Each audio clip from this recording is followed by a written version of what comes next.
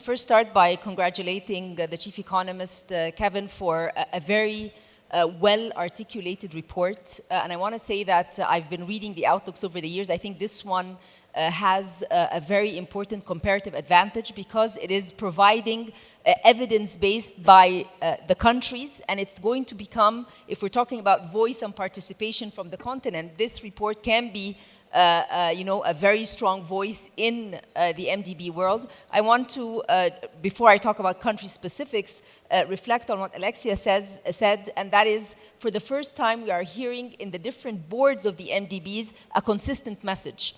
And therefore, when you put Einstein's quote, it is absolutely an opportunity today as the leadership in the different MDBs are really, for the first time, talking together in granular matters, not just the vision and mission, but trying together to find solutions. And here, let me also commend Hasutu for the fantastic work on the SDRs that can actually open up the space for particularly also how the bank can leverage private sector investments in countries. Now, when I look at the report you had several slides that had conclusions. And here, I want to say that for different countries, macroeconomic stability is a necessary condition to be able to do the structural transformation. But given the successive shocks, macroeconomic stability in countries in general and in Africa in particular have become even, I don't want to say more challenging, but requiring so much policy maneuver more than any time before. And in order to achieve this macroeconomic stabilization, MDBs need to step in as well. So there is, before we go into structural transformation and trying to figure out how we can bring in regulatory or legislative reforms to drive in private sector engagement, we need to have tranquility and predictability with respect to macroeconomic stability to make that possible. So that is on the shoulders of governments for sure, but also there is a need for, if we're talking about concessional finance, maybe more budget support at the initial stages to be able to bridge this gap when we talk about macroeconomic stabilization.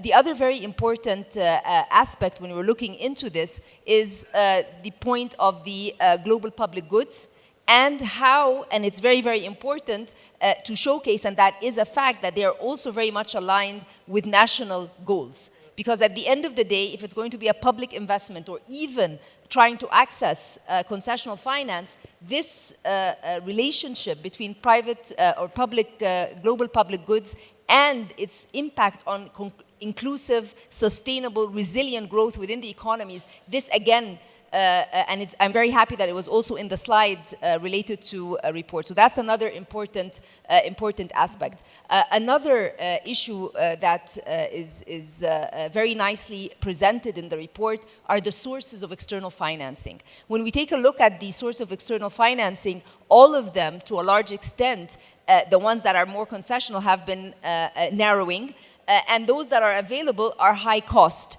So when the debt sustainability analysis, whether it's the rating agencies or the IMF, I think there needs to be a more detailed analysis of the quality of debt, not just the quantity. If we're trying to say that concessional finance is going to help the global public goods implementation, if the concessional finance is what's needed to be able to do the climate action in the different countries, are we going to weigh that type of finance the same way we weigh the Eurobonds and the commercial finance?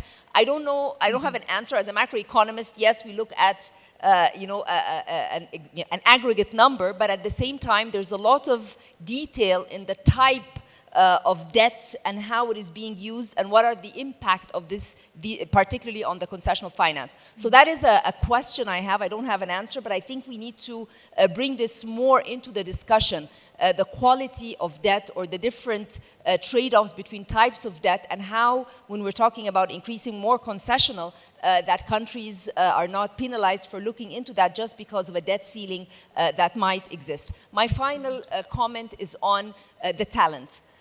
The macroeconomic situation in our countries, particularly in the continent, might drive away talent. And this is going to be a very, very big challenge. It already is, and it will be exacerbated. And that's why trying to achieve the macroeconomic stabilization, to be able to do the structural reforms, to bring in private sector investment, I think we need to find ways of trying to keep talent within the countries so that the productivity gains can be easier, because as we saw from the presentation, there is a gap there, and without this productivity gain, the competitiveness is going to be much less, and the FDI that we are looking for might actually be more hesitant just because the talent may not be there. There's so much more I can say, but I think I will stop there. Thank you.